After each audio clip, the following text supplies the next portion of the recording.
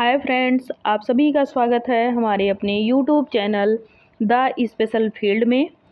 साथियों, आज इस वीडियो में हम आईडीडी सेकेंड ईयर के पेपर सॉल्व करने वाले हैं, जो कि थर्ड सेमेस्टर का सेकेंड थ्योरी पेपर है। इस सब्जेक्ट का नाम है methods of teaching in elementary school. तो इस पेपर को हम सॉल्व करते हैं। सबसे पहले इसका हम पार्ट ए देखेंगे। पार्ट ए में हमें क्या क्या पढ़ना है या क्या क्या प्रश्न दिए गए हैं और उनके उत्तर हमें क्या देना है, इसके बारे में जानेंगे। और मैं वैसे बता दूं आप लोगों को कि पार्ट ए जो होता है वो कंपलसरी होता है। पार्ट ए आप देख सकते हैं, इसमें सभी फुल फॉर्म पूछे गए हैं। ये सभी फुल फॉर्म आपको विस्तृत रूप में लिखना है। आप देख सकते हैं इसमें टीएलएम का फुल फॉर्म पूछा गया है, एबीएल का, सीसीई का, यूडीएल का, जीआईओ, टीए, आईईपी, आईसीटी और एससीईआरटी। तो इन सब के हम विस्तृत रूप जानेंगे। तो चलिए इसके विस्तृत रूप जानते हैं। सबसे पहले हमारा टीएलएम का पूछा गया है। तो टीएलएम का फुल फॉर्म होता है टीचिंग लर्निंग मटेरियल। एबीएल का होता है एक्टिविटी बेस्ड लर्निंग। सीसीई का होता है continuous and compressive education. UDL का होता है यूनिवर्सल डिजाइन ऑफ लर्निंग। जीआईओ का फुल फॉर्म होता है गर्ल्स इस्लामिक ऑर्गेनाइजेशन। नेक्स्ट है आपका क्वेश्चन टीए का फुल फॉर्म, तो ट्रेवलिंग अलाउंस। आईईपी का होगा इंडिविजुअलाइज्ड एजुकेशन प्रोग्राम। आईसीटी का होगा information and communication technology. Last question था अपना एससीईआरटी। एससीईआरटी का फुल फॉर्म होगा state council of educational research and training. NIEPID, इसको भी आप जानिए, क्योंकि NIEPVD का नाम आपने लगभग सुना होगा। यहाँ पर NIEPID का फुल फॉर्म पूछा गया है। तो आप यहाँ पे देख सकते हैं national institute for the empowerment of person with intellectual disabilities, ये इसका फुल फॉर्म होता है। ये था हमारा पार्ट ए, जिसमें फुल फॉर्म पूछे गए थे। ये आईडीडी का पेपर है, तो इसमें सभी फुल फॉर्म पूछे जाते हैं ज़्यादातर। तो आप लोग फुल फॉर्म अच्छे से पढ़ के जाइएगा, ताकि आपके जो ये नंबर होते हैं ये ठोस नंबर होते हैं, ये कटने वाले बिल्कुल भी नहीं होते हैं। तो इसमें अगर 1 नंबर का ये क्वेश्चन आया है तो वो 1 नंबर आप लोग हासिल कर लें। तो चलिए पार्ट बी अब देखते हैं उसमें क्या पूछा गया है। आप देख सकते हैं पार्ट बी में आपके समावेशी शिक्षा क्या है ये पूछा गया है। तो समावेशी शिक्षा क्या है इसके बारे में जानते हैं। क्वेश्चन था हमारा समावेशी शिक्षा। तो समावेशी शिक्षा का अभिप्राय उस शिक्षा व्यवस्था से होता है जिसमें विशिष्ट आवश्यकता वाले बच्चों के साथ में सामान्य बच्चों को भी एक ही कक्ष में शिक्षा प्रदान की जाती है, ताकि जो सामान्य बच्चे हैं वो विशिष्ट आवश्यकता वाले बच्चों में कोई भी भेदभाव ना करें।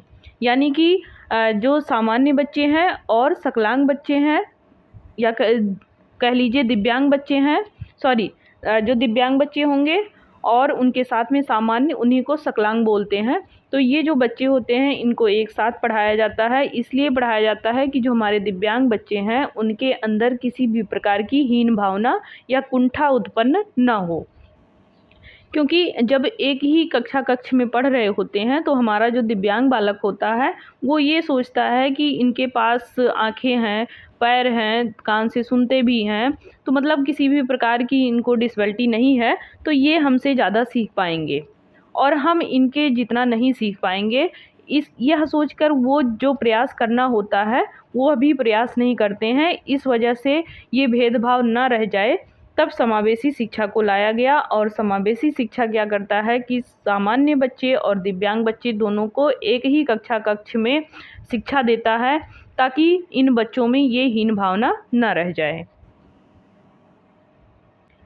नेक्स्ट क्वेश्चन की बात करेंगे, जिसमें पूछा गया है ASD, ID और SLD ग्रसित बच्चों के लिए पर्यावरण विज्ञान पढ़ाने के किन्हीं 2 अनुकूलन का उल्लेख करें। अब देख सकते हैं ASD, IRD, SLD ग्रसित बच्चों के लिए पर्यावरण विज्ञान पढ़ाने के 2 अनुकूलनों का उल्लेख, जिसमें आपका सबसे पहले आएगा विजुअल एड, यानी कि विजुअल एड्स, चार्ट्स, ग्राफ्स और पिक्चर्स, यानी कि चार्ट बने हो या ग्राफ्स कोई बना हो या कोई पिक्चर्स हो जिसको हम देख सकते हो, यानी कि जो हम देखने में उपयोग करते हैं। इन छात्रों को उससे क्या होता है कि बेहतर जानकारी मिलती है। वो बेहतर ढंग से किसी चीज़ को जब देखेंगे तो उसको अच्छे से ऑब्जर्व करेंगे और उसको समझने में, उसके बारे में सोचने में उनको पूर्ण मदद मिलेगी। चार्ट, ग्राफ्स या पिक्चर्स के माध्यम से वो किसी टॉपिक को भी क्लियर कर सकते हैं। उदाहरण के लिए जैसे जल चक्र या फिर कोई एक ऐसा दृश्य प्रतिनिधित्व करता है जिसमें ASD वाले जो छात्र होते हैं वो बेहतर ढंग से समझने में मदद कर सकता है इनके लिए। यानी कि जल चक्र को समझना है तो चाहे उसका चार्ट पेपर हो या ग्राफ्स हो या उसी टाइप का कोई पिक्चर्स हो, तो उसको देखकर जो ASD के बच्चे होते हैं उनको सीखने में अच्छे से मदद मिलती है। दूसरा हमारा है कि अनुकूली तकनीक। दूसरा जो हमारा टेक्निक्स है वो अनुकूली तकनीक है।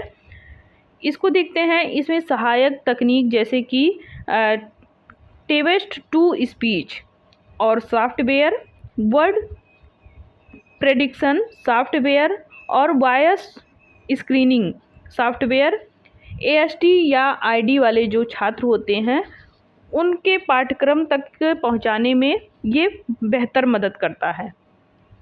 यानी कि जो हमारा अनुकूली तकनीक है ये उन बच्चों के लिए होता है जो ASD, IRD और SLD के जो बच्चे होते हैं उनके लिए टेक्स्ट टू स्पीच सॉफ्टवेयर और वर्ड प्रेडिक्शन सॉफ्टवेयर, ये सारे चीज़ इसलिए लाए जाते हैं ताकि उनको अपनी शिक्षा ग्रहण करने में किसी भी प्रकार से कोई भी बाधा का सामना करना ना पड़े। इसके बाद क्वेश्चन है हमारा तीसरा, पूर्व गणित कौशल क्या है? 2 उदाहरण दीजिए। यदि हम पूर्व गणित कौशल की बात करें तो पूर्व गणित कौशल जो होता है ये बहुत ही कारगर होता है। ये वास्तव में एक बहुआयामी कौशल होता है जो कि गणितीय कौशल कई क्षेत्रों में जैसे स्पेस रिसर्च के दौरान भी इसको शामिल किया जाता है, फाइनेंशियल में भी किया जाता है और बहुत सारे प्रोडक्ट बनाए जाते हैं या फिर मैनेजमेंट में, स्टडी एवं रिसर्च आदि जगहों पर ये उपयोगी सिद्ध होता है जो हमारा पूर्व गणित कौशल होता है। इसके अगर हम 2 उदाहरण देखें तो इसमें पहला आएगा हमारा कि बच्चे को संख्या का ज्ञान होना चाहिए, उसे गिनती आनी चाहिए, गणना करना आना चाहिए और तर्क करना आना चाहिए।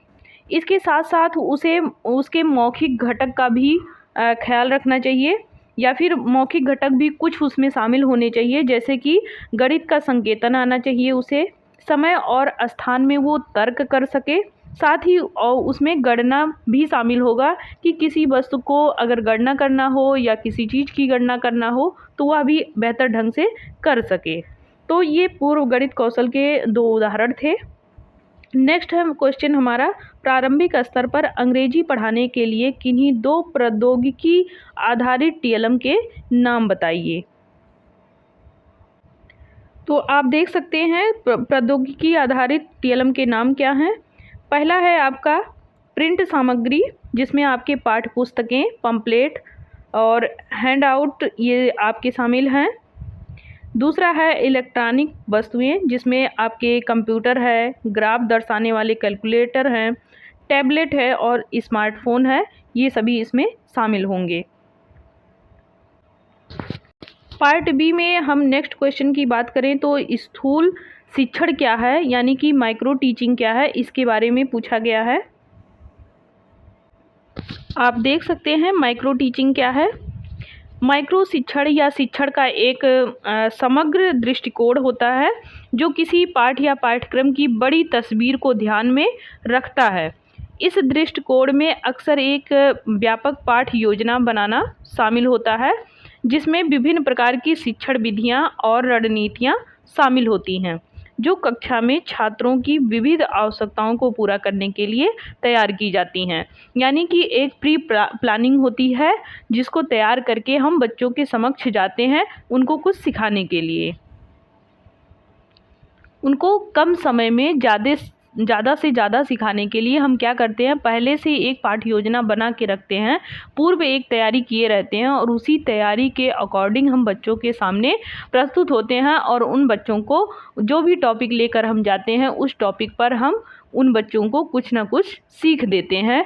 सबसे पहले हम उन बच्चों के उस पूर्व ज्ञान का परीक्षण करते हैं कि बच्चे पहले से उसके बारे में क्या क्या जानते हैं।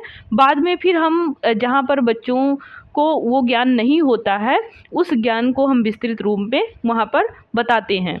ये हमारा होता है कम समय में ज़्यादा शिक्षण करना, या कम समय में ज़्यादा से ज़्यादा शिक्षा देना इन बच्चों को माइक्रो शिक्षण कहलाता है। नेक्स्ट हम बात करेंगे पार्ट सी का। पार्ट सी में आपका क्वेश्चन है, सूक्ष्म शिक्षण और स्थूल शिक्षण में अंतर क्या है। तो सबसे पहले हम सूक्ष्म शिक्षण और स्थूल शिक्षण में अंतर जानेंगे। इसमें आपके सूक्ष्म शिक्षण दिया गया है। सबसे पहले सूक्ष्म शिक्षण जानेंगे, माइक्रो टीचिंग जिसको बोलते हैं। सूक्ष्म शिक्षण के द्वारा अध्यापकों को आसानी से कौशलों का विकास किया जा सकता है। अध्यापकों में आसानी से कौशलों का विकास किया जा सकता है और सूक्ष्म शिक्षण के द्वारा ही प्रशिक्षण की गुणवत्ता में भी वृद्धि की जा सकती है और इस प्रकार से अध्यापक कम समय में अधिक बच्चों को सिखा पाते हैं। और सूक्ष्म शिक्षण के द्वारा ही उत्तम शिक्षक का निर्माण भी किया जा सकता है और इसके द्वारा छात्रों का वस्तुनिष्ठ मूल्यांकन भी किया जाना संभव होता है। अब हम स्थूल शिक्षण जानेंगे। स्थूल शिक्षण क्या है? स्थूल शिक्षण में सीखने के उद्देश्यों को पहले से पहचाना जाना चाहिए। इसके बाद एक पाठ्यक्रम को पूरा करने के लिए एक यथार्थवादी समय रेखा बनाई जानी चाहिए, यानी कि एक कितने समय सीमा में इसको पूरा करना है इसका हमें ज्ञान होना चाहिए और सीखने के उद्देश्यों के अनुरूप विशिष्ट सीखने की गतिविधियों पर एक योजना बनाई जानी चाहिए और एक पाठ को एक व्यस्त तरीके से विस्तृत करने के लिए सीखने को सुदृढ़ करने के लिए अनुक्रमित किया जाना चाहिए। साथ ही छात्रों के सीखने के परिणामों का आकलन करने के लिए मूल्यांकन परीक्षणों की एक प्रभावी बैटरी की योजना बनाई जानी चाहिए। ये था आपका स्थूल शिक्षण और सूक्ष्म शिक्षण में अंतर। नेक्स्ट क्वेश्चन है हमारा, प्रारंभिक विद्यालयों में गतिविधि आधारित शिक्षा के महत्व का वर्णन करें।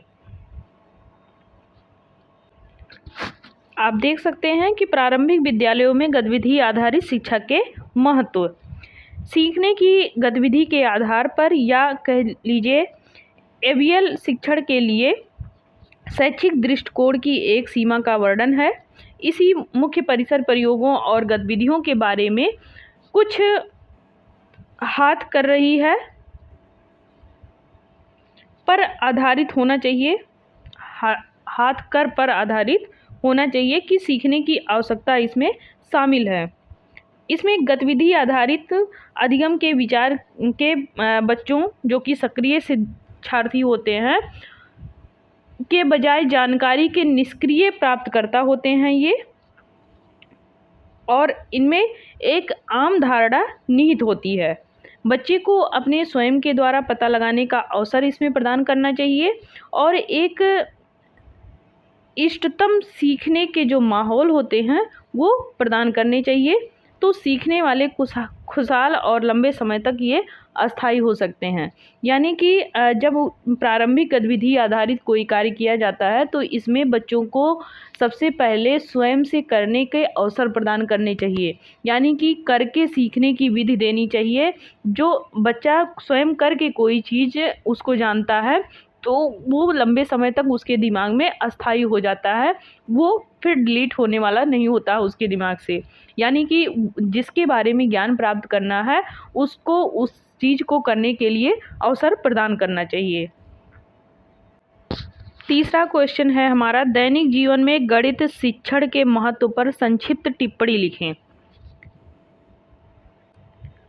गणित शिक्षण पर संक्षिप्त टिप्पणी आप देख सकते हैं कि गणित आवश्यक, लाभदायक एवं सामाजिक महत्व से पूर्ण एक विषय होता है जो कि 1986 की राष्ट्रीय शिक्षा नीति के अनुसार एक बच्चे को तर्क के आधार पर सोचने के कारण जानने, विवेचन करने और अपनी सोच को बदलने के लिए गणित जैसे महत्वपूर्ण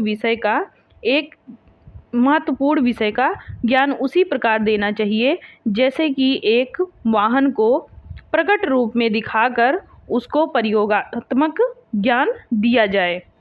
यानी कि जब कोई चीज़ हम दिखाकर बच्चे को सिखाते हैं तो बच्चा उसको देखता है, उसके बारे में जानता है, साथ ही साथ उसको छू कर, उसको खोल कर, हर तरीके से उसको देख लेता है, चारों तरफ से उसको जब एनालिसिस कर लेता है तो उसके बारे में उसको जानना थोड़ा आसान हो जाता है। लेकिन जब वही कोई चीज़ कोई वस्तु है किसी के चीज़ के बारे में बता रहे हैं, जब उसको नहीं देख रहा होता है तो उसको कितना भी बता लो लेकिन उसके समझ में 100% बिल्कुल नहीं आता है। यानी कि अगर आप कोई चीज़ दिखाकर उसको बताएंगे तो उसको ज़्यादा समझ में आएगा।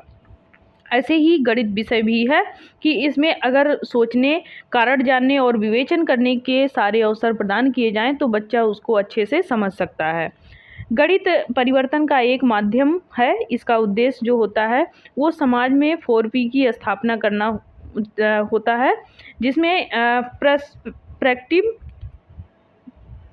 प्लेंटी, प्लेस एंड प्रोग्रेस, ये सारे इसमें शामिल होते हैं, जो कि डॉक्टर BS वर्मा के द्वारा दिया गया है। गणित की सहायता से समीकरण, लेखाचित्रों का अध्ययन, बीजगणित, रेखा गणित के समस्याओं का अध्ययन करते हैं इसमें। और रेखा गणित में संख्याओं आदि के संबंधों के धरातलीय एवं आकाशीय पक्षों का अध्ययन किया जाता है इसमें। और इसके अध्ययन से छात्रों में तर्कपूर्ण ढंग से सोचने की भी आदत का विकास किया जा सकता है। नेक्स्ट क्वेश्चन है हमारा, प्रारंभिक स्तर पर गणित पढ़ाने के किन्हीं 3 तरीकों का उल्लेख करें। तो 3 तरीके कौन कौन से हैं इसको हम देखेंगे।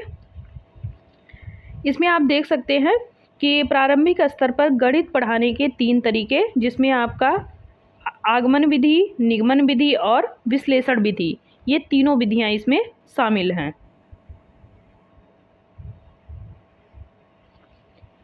आगमन विधि क्या होता है इसके बारे में जानेंगे।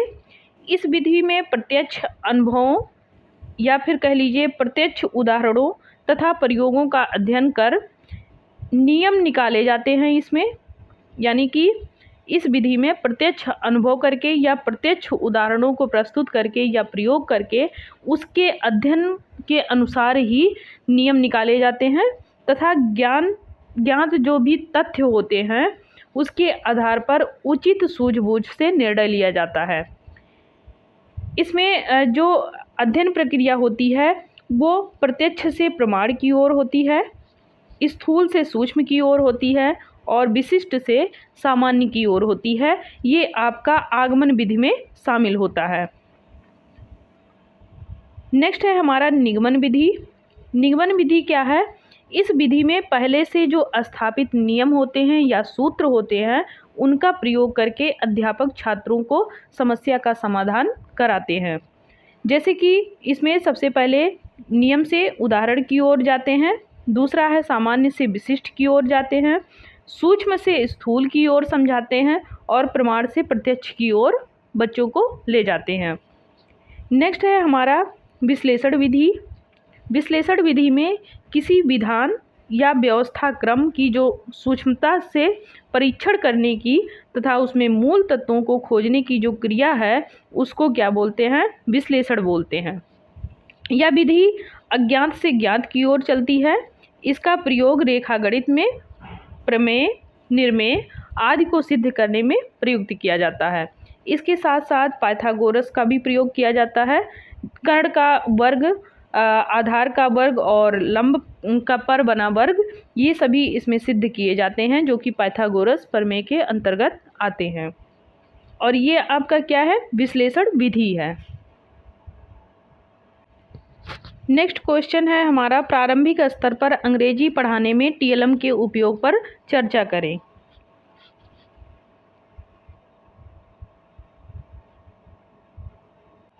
आप देख सकते हैं टीएलएम पर चर्चा का उपयोग है। तो इसमें देखते हैं, यह दृष्टिकोण छात्रों को भाषा कौशल विकसित करने में मदद करने के लिए विषय सामग्री का उपयोग करता है। उदाहरण के लिए जैसे कि छात्र अंग्रेजी में विज्ञान या सामाजिक अध्ययन विषयों के बारे में सीख सकते हैं, जिसमें प्रौद्योगिकी एकीकरण है।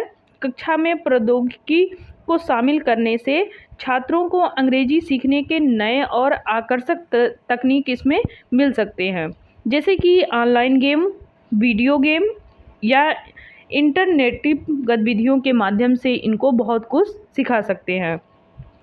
नेक्स्ट हमारा बहुसंवेदी निर्देश। बहुसंवेदी निर्देश में आप यह देख सकते हैं कि ये दृष्टिकोण जो है वो भाषा सीखने को सुदृढ़ करने के लिए, साथ ही दृश्य और श्रवण और गतिज हैंड्स ऑन गतिविधियों के संयोजक के लिए उपयोग किया जाता है। उदाहरण के लिए छात्र एक नई शब्दावली शब्द का भी प्रतिनिधित्व करने के लिए इसमें चित्र बना सकते हैं और संवादात्मक कौशल का भी अभ्यास करने के लिए संवाद का अभिनय भी कर सकते हैं। नेक्स्ट है हमारा ग्राफिक्स आयोजक। ग्राफिक्स आयोजक में क्या होता है कि ग्राफिक्स आयोजक जैसे माइंड मैप या फिर अवधारणा मानचित्र छात्रों को भाषा अवधारणाओं के बीच में व्यवस्थित करने और संबंध बनाने में ये मदद करता है। नेक्स्ट है हमारा प्रमाणिक सामग्री। प्रमाणिक सामग्री जैसे कि अखबारों, पत्रिकाओं या फिर अंग्रेजी में वेबसाइटों का उपयोग करने से छात्रों को अपने पढ़ने और समझने के जो कौशल होते हैं उसको विकसित करने और लक्ष्य भाषा से अधिक परिचित होने में ये मदद करता है।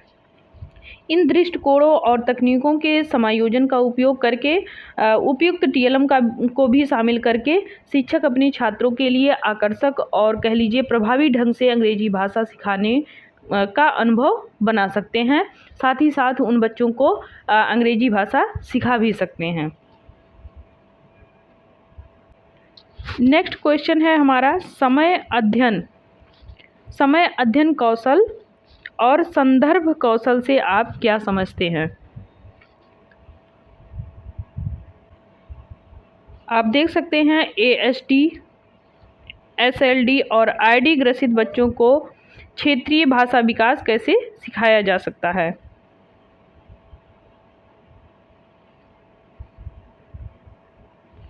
इसमें AST, SLD और ID से जो पीड़ित बच्चे होते हैं वे क्षेत्रीय भाषा सिखाने के लिए उनको आमतौर पर विकासशील बच्चों को पढ़ाने की तुलना में एक अलग दृष्टिकोण अपनाने की आवश्यकता होती है, जिसमें कुछ रणनीतियां हैं, इनका हम उपयोग कर सकते हैं, जैसे कि दृश्य साधनों का हम उपयोग करके, दोहराव करके, इशारों और हाव भाव का प्रयोग करके, संगीत और खेल को इसमें शामिल करके, संरचना प्रदान करके और व्यक्तिगत ज़रूरतों को ध्यान में रखते हुए या उनके अनुकूल बनाकर। इसमें यह सुनिश्चित करने के लिए कि बच्चा अपनी शिक्षा के लिए एक व्यापक और समन्वित दृष्टिकोण प्राप्त कर रहा है, अन्य पेशेवरों जैसे कि भाषण चिकित्सक या फिर मनोवैज्ञानिकों के साथ मिलकर काम करना भी महत्वपूर्ण होता है।